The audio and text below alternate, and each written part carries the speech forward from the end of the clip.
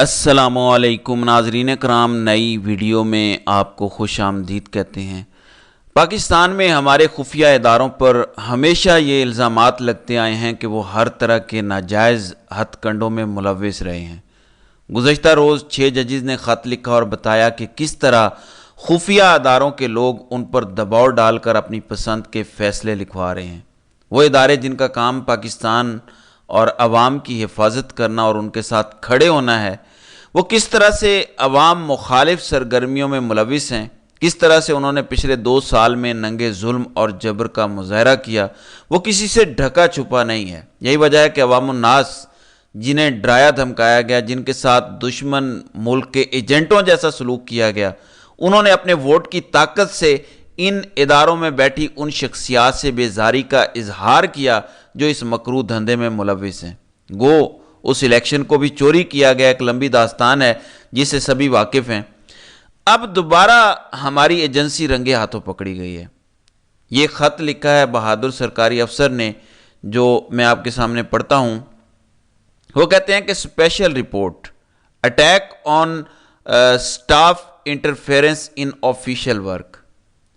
It is informed that today on 19th of April 2024, the following officials of ISI intelligence wing posted at Bajod came to my office at about 12 p.m. and misbehaved with undersigned pressure tactics to change the polling staff the upcoming by-election 2024 and also demanding data of polling staff. اور نام انہوں نے آگے دیے ہیں۔ نام کیا ہیں ان لوگوں کے جو ISI آفیسرز تھے؟ ایک کا نام تھا احمد، یہ کور نیم ہے، اصل نیم نہیں ہے۔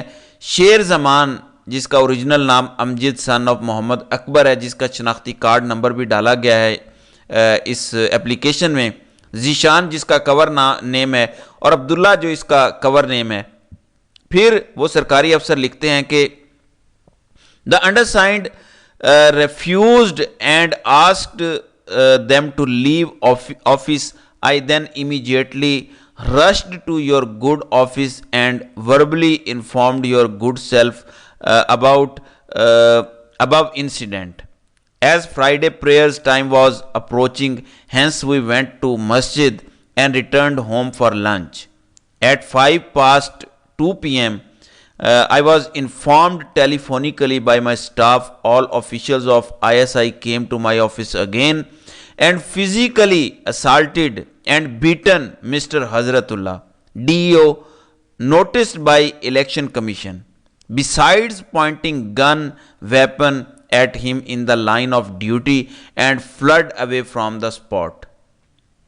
یہ رپورٹ ہے۔ پھر نیچے انہوں نے لکھا ہے کہ ایسے الیکشن ہم نہیں کروا سکتے، یعنی ISI کے لوگ گن کے زور پر انہوں نے ان کو مارا ہے، پیٹا ہے اور یہ سارا کچھ کیا ہے۔ ISI کے یہ 4 افراد آئے اور یہ ہم سے عملے کی تفصیلات پوچھتے رہے۔ پہلے کہتے رہے کہ یہ عملہ تبدیل کرو، پھر تفصیلات مانگتے رہے، اور جب تفصیلات نہیں دی گئیں تو انہیں مارا، اور مارنے کا کیا رزلٹ نکلا ہے یہ ذرا سنیں۔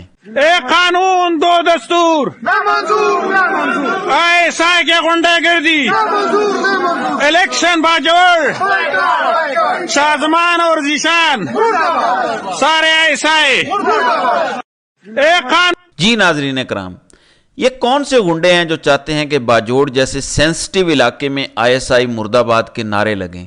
یہ بادشاہ سلامت کیوں پاکستان کو تباہ کرنے پہ تل گئے ہیں؟ یہ ضمنی الیکشن کو بھی مینیج کر رہے ہیں۔ کیا آپ کو پتہ ہے کہ جو اطلاعات ہیں وہ کیا ہیں؟ پہلے سے فارم، جو خالی فارم 45 ہے، اس پہ پریزائڈنگ افسران کے دستخط کروا لیے گئے ہیں مختلف حلقوں میں، تاکہ جب الیکشن ہوگا ووٹ ڈلیں گے، اس کے بعد اگر تحریک انصاف کے پاس پھر دوبارہ فارم 45 ہوئے بھی تو اس بار جعلی فارم 45 پہلے سے دستخط شدہ ہیں، اس میں صرف اپنی مرضی کے نمبرز بھر لیے جائیں گے، کسی کا نمبر کسی کو دے دیا جائے گا اور کسی کا کسی کو۔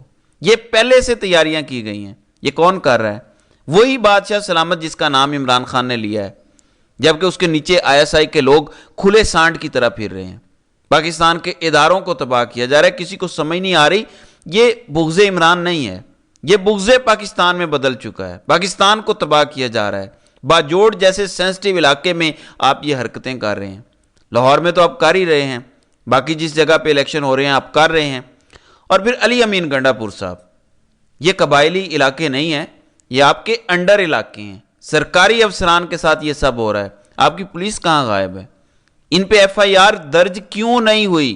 ان آئی ایس آئی کے افسران کے خلاف لوگوں نے خون بہایا ہے حقیقی آزادی کے لیے, اور آپ کو ووٹ دیا ہے تاکہ آپ اقتدار پہ بیٹھیں.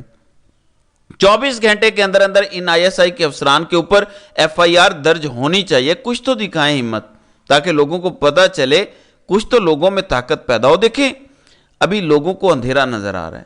لوگ سوچ رہے ہیں کہ اتنی ماریں کھائیں, اتنا ظلم برداشت کیا, لوگوں نے خون بہایا, کوئی نتیجہ تو نکلتا ہوا نظر آئے. لاہور میں عمران خان نے جب کہا کہ میرے اوپر قاتلانہ حملے کی ایف آئی آر کاٹو, تو نہیں کاٹی گئی. تب بھی اپنی حکومتی وزیر اعلیٰ پرویز الہی تھے. آج آپ کے پاس 2/3 اکثریت والی حکومت ہے خیبر پختونخوا میں. ایف آئی آر درج کریں, شروع کریں. حقیقی آزادی ایسے نہیں ملے گی. حقیقی آزادی کے لیے قربانیاں دینے پڑیں گی, اپنی کرسیوں کا رسک لینا پڑے گا, تب جا کے حقیقی آزادی ملے گی. جن لوگوں کو لگتا ہے کہ ایسے آسانی سے حقیقی آزادی مل جائے گی, میرے خیال میں وہ کرسیوں کے قابل ہی نہیں ہیں. یہ قربانیاں دینے پڑیں گی سب کو, ورنہ آپ کو کیا لگتا ہے کہ آئندہ کسی الیکشن میں یہ خفیہ ایجنسی خاموشی سے بیٹھی رہے گی اور آپ کو الیکشن جیتنے دے گی؟ سوال ہی پیدا نہیں ہوتا. انہوں نے ایسا طریقہ نکال لیا ہے کہ آئندہ کبھی بھی پاکستان میں کوئی بھی ووٹ کی وجہ سے الیکشن نہیں جیتے گا. اگر اس طریقے کو تسلیم کر لیا گیا, اپنی مرضی سے فارم 45 بنوا لو, اپنی مرضی سے فارم 47 بنوا لو, بس جو مرضی ووٹ ڈالتا رہے, اس سے کیا فرق پڑتا ہے؟ انہوں نے اب ووٹ کی گنتی میں بھی تبدیلی کرنا چھوڑ دی ہے. پہلے ہوتا تھا ڈبے چینج ہوتے تھے, انہوں نے کہا چھوڑو, کون ڈبے تبدیل کرے, پورا دن پھرتا رہے. آرام سے الیکشن سے پہلے جو ٹائم ہوتا ہے 1.5 جنرل الیکشن سے پہلے تو 3-4 مہینے مل جاتے ہیں عام طور پر, جبکہ اس الیکشن میں تو پورا سال ان کو ملا ہے. اب یہ ہمیشہ فارم 45 اور فارم 47 میں تبدیلیاں کر کے الیکشن مینیج کریں گے. اس کو کہیں فل سٹاپ لگانا ہے. اس کا آغاز ہوگا جب علی امین گنڈا پور صاحب آپ ایف آئی آر درج کریں گے ان مبینہ آئی ایس آئی کے افسران کے اوپر. آغاز کرنا پڑے گا, لوگ بول رہے ہیں. پھر ناظرین اکرام, تھوڑی سی تجاویز جو مانگی گئی تھی ہائی کورٹ سے, سپریم کورٹ نے, کہ آپ اپنی میٹنگ وغیرہ کریں, اس میں لاہور ہائی کورٹ نے تو اپنی میٹنگ بلا لی ہے ان کے چیف جسٹس نے, جبکہ اسلام آباد ہائی کورٹ کے چیف جسٹس نے ابھی تک کوئی میٹنگ نہیں بلائی.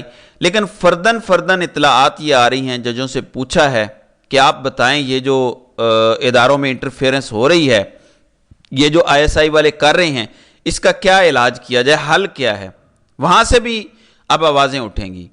تو ناظرین اکرام, پاکستان اس وقت ایک سافٹ ریولوشن سے گزر رہا ہے.